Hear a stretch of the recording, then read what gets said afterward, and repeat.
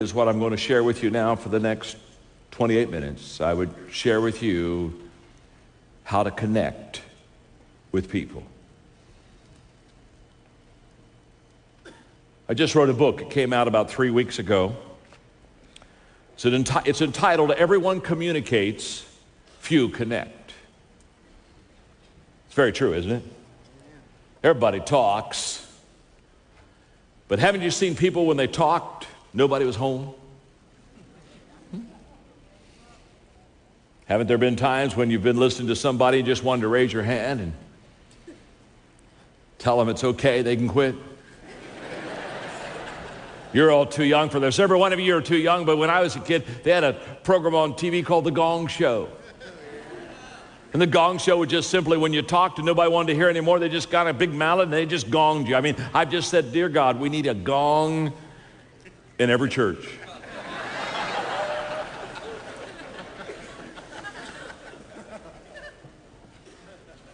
In fact, when I did the book, Everyone Communicates, Few Connect, I put it on my blog last September and released a chapter each week. I put a chapter on, release it, and then take it off, put the next chapter on. For the 10 weeks, over 100,000 people read the book with me on the blog, and I asked them to come back and talk to me. I said, as you read the book, tell me, you know, give me a good story, give me a better quote, help me improve the book. And they started improving the book literally by the hundreds and then the thousands, and we literally changed 7 things in each chapter. I mean, we rewrote the book, and it's when I discovered none of us is as smart as all of us.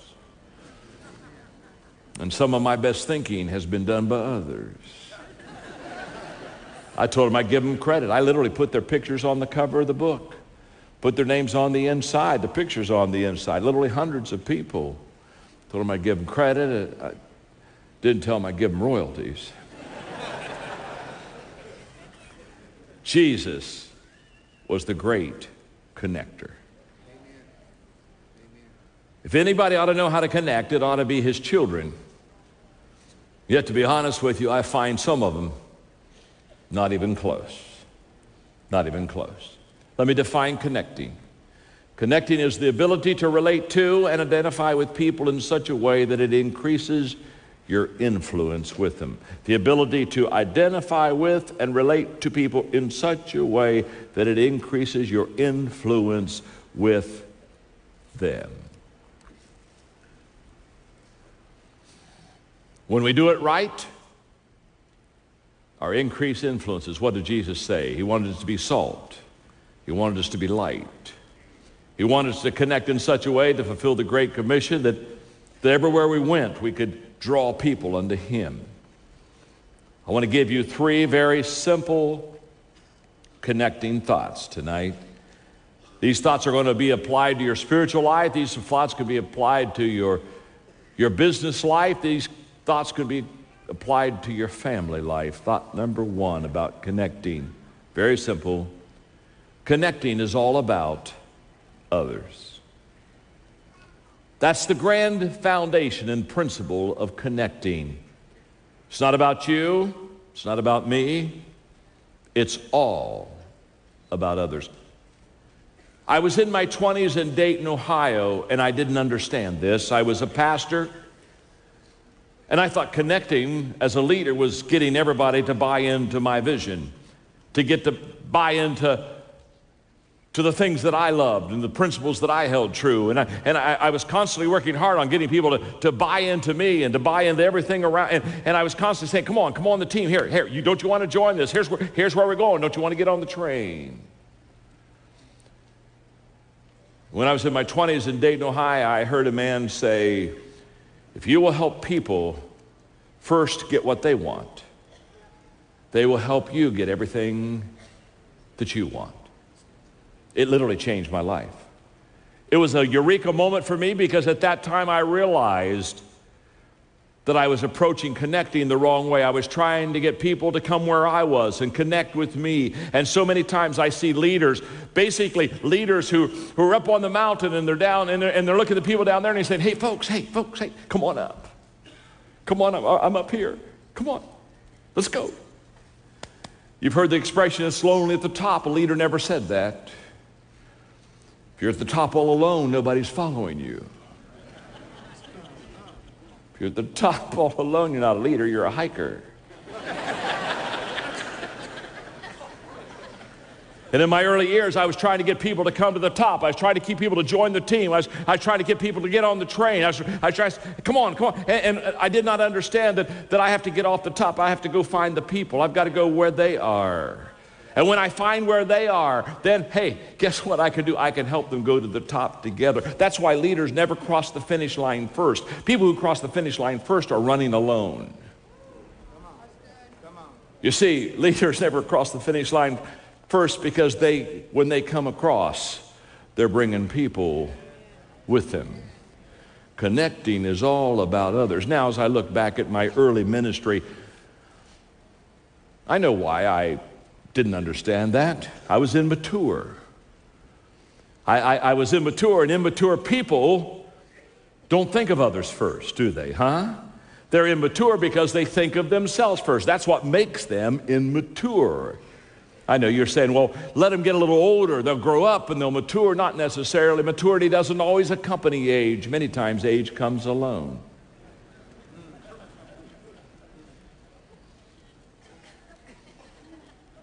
I shared with you we have 5 granddaughters. When we lived in Atlanta, our 2 oldest granddaughters at that time, Hannah and Maddie, were 5.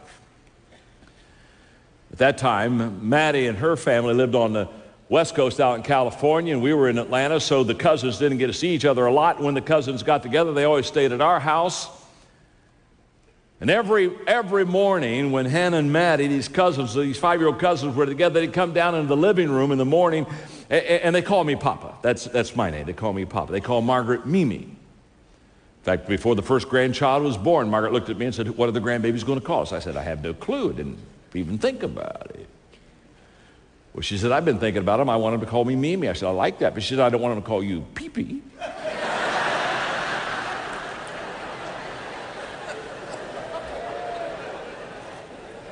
I said, I'll buy that too. So they call me Papa. When they come down every morning, they had a list for me because, you see, Hannah and Maddie thought it was God created Papa to serve them. Oh, yeah, they're 5.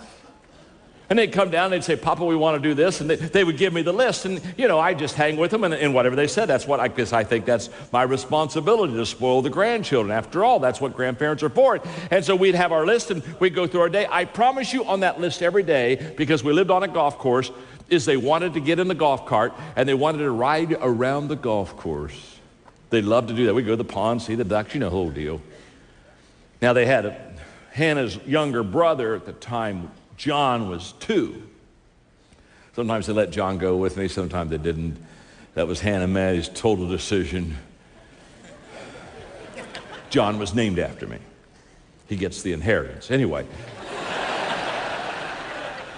Every afternoon about 2, Hannah and Maddie, sometimes John would get in the golf cart. We'd go down to the end of the driveway. Before we got to the end of the driveway, it happened every time. Trust me, every time. Before we got to the end of the driveway, Hannah and Maddie say, Papa, we're hungry.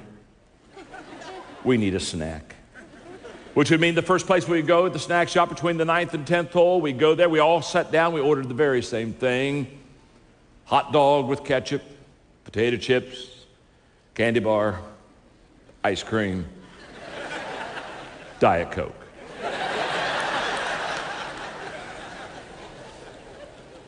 I know what you're thinking. I know exactly. You're saying, that's not a very healthy diet. I know that. I don't care. I'm a grandparent. Trust me, I fed my kids healthy stuff. It doesn't help. It doesn't help.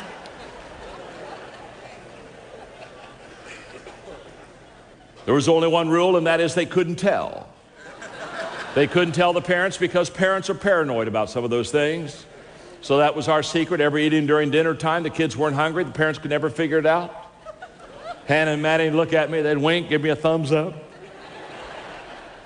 Now they're 5 years old. Every day they had an agenda for me. It was all about them. It was not one time did Hannah and Maddie come down and say, Papa, we've been thinking. You've done so much for us. What could we do for you? You see, it doesn't enter a 5-year-old mind that they should do something for someone else. It's okay when you're 5. It's sad when you're 35 and 45 and 55 and you haven't figured out it's not about you. The first very simple principle of connecting is it's all about others. Leaders understand that the day they take up the mantle of leadership, they give up the right to think of themselves first. Leaders understand that the day that they become leaders, no longer do they live for themselves. If Jesus were here and he was talking about leadership tonight, he would tell you and me that leadership is servanthood. That's what it is. It's not about titles, it's about towels. And only the secure can stoop. Only the secure. Insecure people cannot do that. It's all about others. I followed the founding pastor into San Diego. Great man, been there for 27 years, done a terrific work. In fact, he's still alive today in his 90s, a precious, godly man. The church adored him, they loved him. He was getting a little bit out of energy, and so I came in and had the privilege of trying to serve him in the congregation for the next several years. I had been there only a few months, and I looked at a lady named Sue, whose husband's name was Harry, and I noticed that Harry hadn't been to church for the last couple of weeks, and I said, Sue, I'm missing Harry. Is he okay? And she said, well, he's okay, but he's having a little problem with you. I said, what's the problem? Well, he loved Pastor Butcher, and you're new, and he's feeling guilty because he just really, Pastor Butcher was everything to him, and he's just missing him, and he's just kind of staying away right now, trying to figure it all out. I said, I understand. I said, would he be willing to talk to me? He said, well, I'll ask him. Sure enough, he was. The next week, Harry and I are sitting together in my office. I said, I know you love Pastor Butcher, Harry. Tell me about it, would you please? Tell me all the reason you loved him. I want to listen. For the next 40 minutes, that dear, precious man cried as he talked about the fact that Pastor Butcher had buried his parents, married his kids, baptized the family, talked about the weddings, talked about all the incredible things that a pastor gets to do with people. And after about 40 minutes, he's crying, I'm crying. I said, Harry, I understand. I said, I think I need to share something with you. I give you permission, Harry, to always love Pastor Butcher more than me. To be honest with you, I could never take his place. He should be number one in your life. I shouldn't be number one. I'm not sure I should even be number two, but I do know this. Never feel guilty about letting him be number one. He is your pastor. He was your pastor. Always keep him where he is. Always love him. I said, just give him all of your love. Harry, you got my permission. Don't ever feel guilty about it. You should always love him first. Now I said, Harry, I do have a request for you. If after you get done loving Pastor Butcher first, if you have any love left over, maybe just a little bit, you may not have it, I don't know, but if you have any left over, could you just throw it my way? He said, you're kidding. I said, I'm not kidding at all. You should love him first. He should be always number one. Harry started coming back to church. I kid you not, he lived for 7 more years, and as I'd be out on the campus, there was never a month that would go by I'd be talking to somebody. He kind of was a practical joker. He'd like to sneak up on me. He'd come in behind me when I wasn't looking, and he'd kind of put his arm around me and say, guess who? And I'd say, it's Harry, it's Harry. It's Harry. He said, I just want to come and give you a hug and tell you that I had just a little love. Just a little love left over. Can I tell you something? There is nothing worse in this world than an insecure leader who somehow thinks that the world should worship him. Get a life. Understand, it is not about you. Connecting is all about others. Number 2, connecting requires energy. One of the reasons that we do not connect as much as we could or should is because there's a tremendous requirement of energy that we have to continually expend to connect. Can I tell you the only difference between a great dating life and an average marriage is you worked harder when you were dating. Of course you did. Every day you got up and said, how can I please her? What could I do for her? What could I buy for her? Is there something I could do that would add value to her? Every day you got up and it was all about the other person. The day you get married, you say, oh my God, how are you going to meet my needs?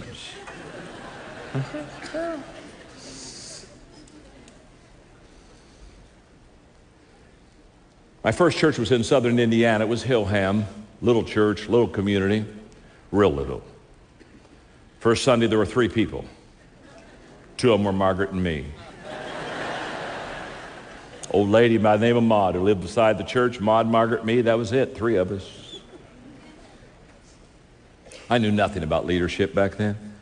If I'd known anything about leadership, I'd have voted on everything I wanted to see passed. Thought about voting, but I wasn't sure where my wife Margaret stood on a couple of issues. Could see myself losing 2-1 the first Sunday.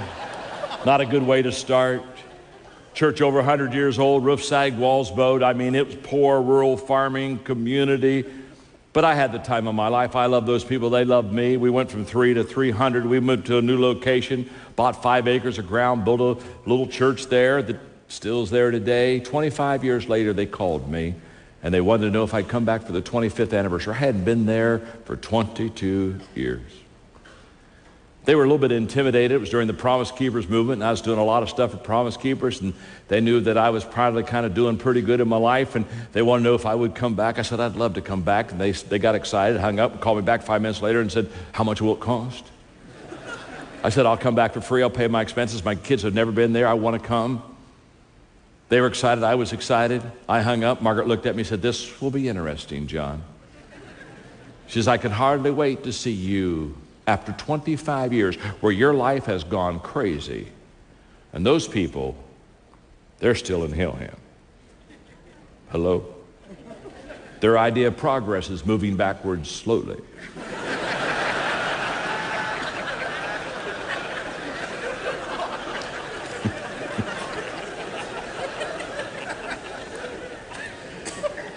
Still photos move on them.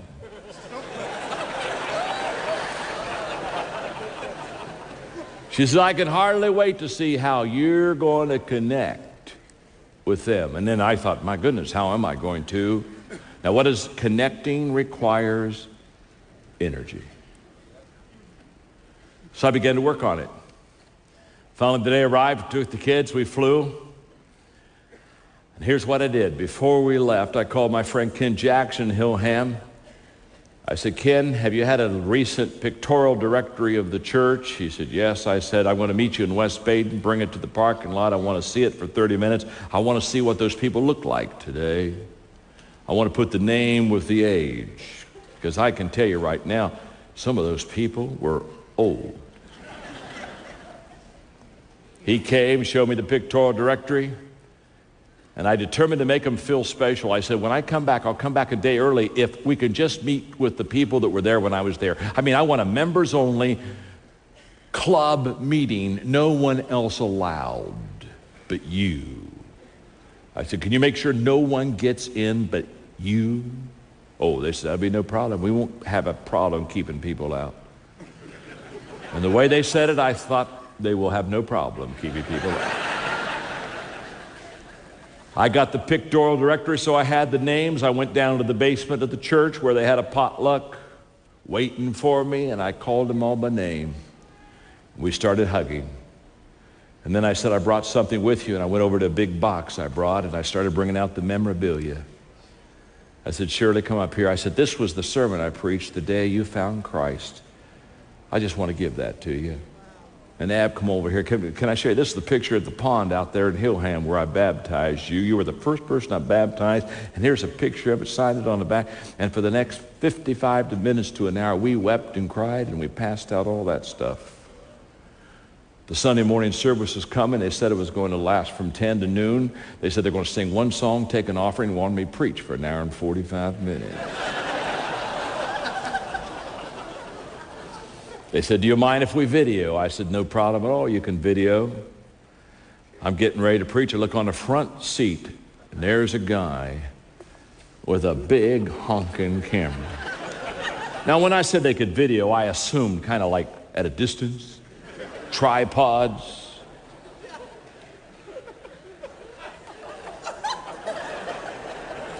He was there. And when I got up, he got up. He got in front of me. And for the next hour and 40 minutes, wherever I went, man, I mean, I never saw the audience, but I saw the camera. I mean, the camera was right there the whole deal. Only in Hillham, folks, only in Hillham. My message was 10 things I learned at Hillham. 10 lessons I learned, and I talked about how the fact that what they had taught me helped me in my life and my ministry. And my last point was, if you feel called to preach and you graduate from seminary or Bible college, it ought to be a requirement that you spend 1 year in Hillham. Because if you do, you'll get started off right. We wept, we cried. I got back on the plane. Margaret took my hand, reached over and gave me a kiss on the cheek and said, John, you connected. It requires energy.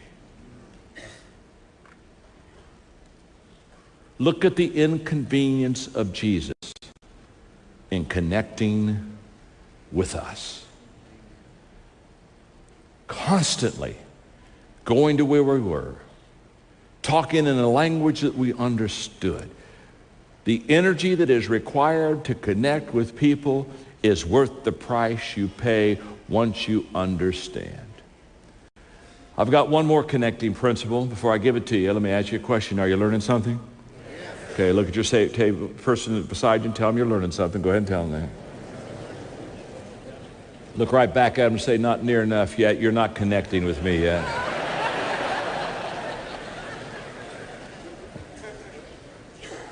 The third point that I want to make.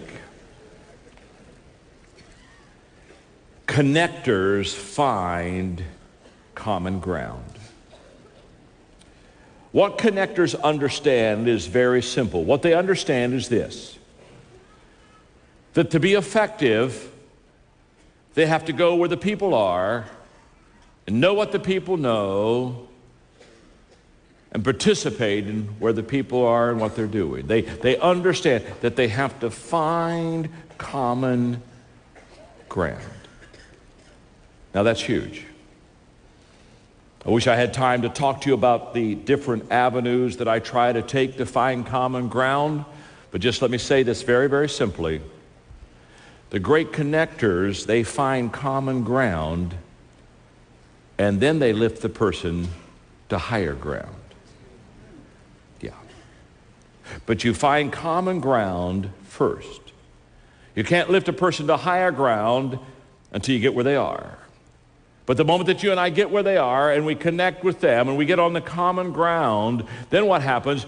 Then we're able to take them to higher ground. And what I mean by higher ground is that we have taken enough time to know them so well that we learn how to lift and encourage them and to put them in a position where they sense that we look up to them, that we respect them, that we value them. So I want to kind of close in the last 5.5 minutes by talking to you about common ground. You see, in the Christian community, I walk out here today and you're so kind to me and we're brothers and sisters in Christ, and can I tell you, I walk out on common ground with you. Amen? And it's all in relationships. The key word in the Christian community is relationships. The blood of Jesus Christ, we're all connected, one brothers and sisters in Christ. Isn't it wonderful? That's the key word in the Christian community, but it's not in the community that I spend 90% of my time with anymore, the business community. You see, my life changed 12 years ago when I was with my publisher, and they just finished doing some research and found out that 65% of my books were read by the secular business market. I was shocked. I never had an idea, didn't plan it, didn't think it. At the moment they told me that, I sensed the Spirit of God saying, John, your ministry now must be to people whose church do not even have the church on their radar screen. get to the secular community. I had to make some major adjustments in my life, and I can tell you it was huge. Can you imagine all of the illustrations that I used as a pastor? I had to can. Of course, I'm going to secular community. They don't connect, they don't relate. You see, in the secular community, relationship isn't the common ground. It is in the Christian community. In the secular community, the common ground is respect. And you don't get a relationship with them until they respect you. So I had to figure out, how can I get their respect? How can I add value to them? How can I teach leadership to them? How can I cross that? I never will forget, I was speaking to the largest lumber broker company in the world, Kiowa Island, just senior vice president. It's not a big crowd, maybe 40 or 50 of the major leaders of that company. And I taught them leadership all day, and at the end of the day, one of the senior VPs raised his hand and said, "John, your leadership stuff's different than what we're used to hearing. It's kind of fresh. I've not kind of heard this before." He said, "Do you mind me asking, where do you get your leadership material?" I looked at him and smiled and said, "You don't want to know." He said, "I want to know." I said, "Trust me, you don't want to know." "No," he said, "I want to know." I said, "Trust me, don't ask me. Put your hands down. You do not want to know." Every hand is now up. "Where do you get your leadership material?" I finally said, "Okay, you pressed me, you ask it. I told you didn't want to know. Everything I know about leadership, I learned from the Bible." And they all went, "Oh." I said, "I told you didn't want to know. But since you asked, I told you, and I'll be at the cocktail hour at 6:30. If you got any questions about God, I'll just hang in the corner. Come and see me." The line never stopped. And all of a sudden I understood one of the greatest days of my life was when I realized I could take a biblical principle, not put a verse on it, but teach the principle, and God would speak to hearts. Now, so I continually seek for common ground. One last quick story on finding common ground. I won't give you the name of the company nor the name of the CEO because you know both of them, but it would be one of the top 50 companies in America. I got an email from his daughter that said, "My dad is far away from God." She is a believer, but he reads your books. "I would like to give him, for his Christmas present, a lunch with you. Would you mind doing that?" We made the arrangements. I went and had lunch with him. I liked him a lot. What a wonderful guy. Way from God, way far from God. What a wonderful guy.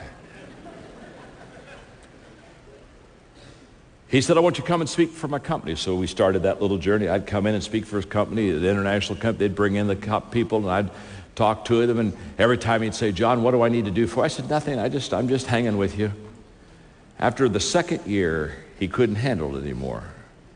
I'd just spoken to his senior VPs around the world, and he said, "Come on up to my office. We'll have lunch in my office."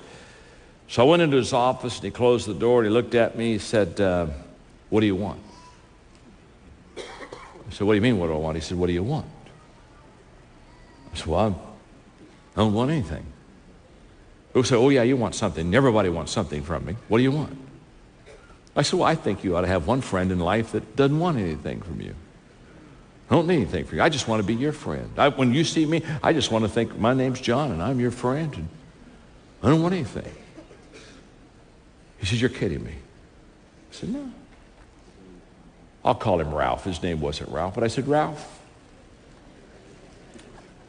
I'm hoping that I'll hang with you long enough and help you long enough and add value to you long enough that someday you won't be able to stand it.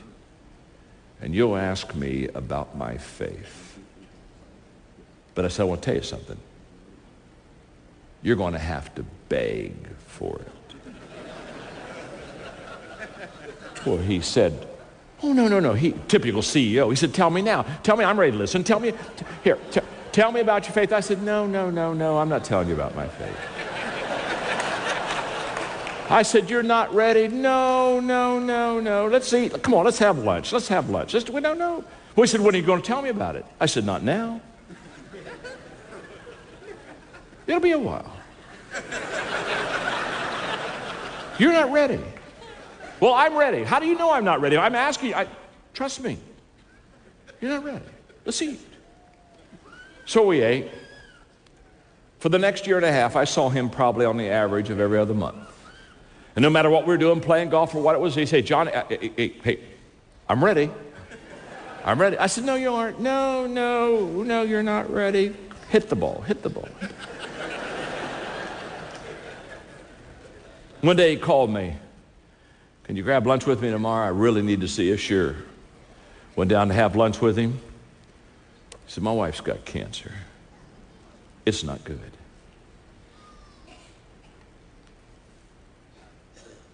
Could you tell both of us about your faith? I said, you're getting close. Would I have an opportunity to meet with you and your wife? Yeah. We met. I shared my faith. They were beautifully brought into the family of God. 6 months later, we're having lunch, and he was so proud. Now, you got to understand, this is a huge company, a lot on the line. He said, John, the best day I've ever had with my board. Best day? What happened? Today I told them I was a Christian.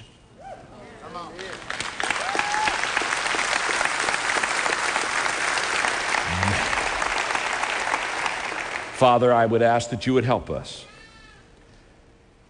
to be wise, prayerful, strategic in connecting with people, because eternity hangs in the balance. Amen. God bless. Let's give it up for Dr. John Maxwell, leadership man.